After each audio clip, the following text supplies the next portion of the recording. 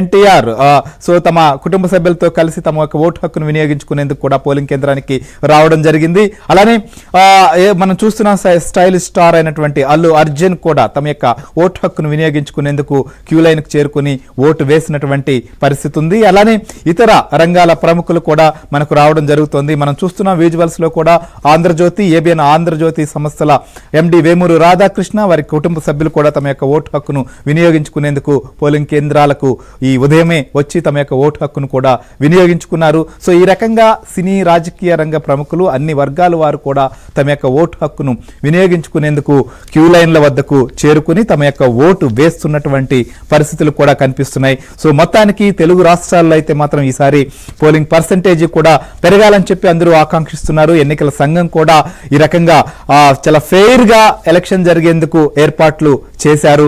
So కొంతమంది విఘాతం కల్పించేటువంటి చర్యలకు తెగబడ్డప్పటికీ కూడా వీరు మాత్రం గట్టి బందోబస్తు ఏర్పాటు చేసినటువంటి పరిస్థితులు మనకు కనిపిస్తున్నాయి. దీంతోనే ప్రముఖులు వచ్చి స్వేచ్ఛగా తమ యొక్క ఓటు హక్కును వినియోగించుకుంటున్నటువంటి పరిస్థితి చూస్తున్నాం. పోలింగ్ కేంద్రంలో ప్రస్తుతం stylish star Allu Arjun vote వేస్తున్నటువంటి దృశ్యాలను కూడా మనం ఏబిఎన్ స్క్రీన్ పైన చూస్తున్నాం. లైవ్ లో కూడా తమ యొక్క ఓటు హక్కును ఆయన వినియోగించుకుంటున్నారు. పోలింగ్ కేంద్రంలోకి వెళ్లి తమ యొక్క ఓటు వేస్తున్నటువంటి పరిస్థితులు కూడా ఉన్నాయి.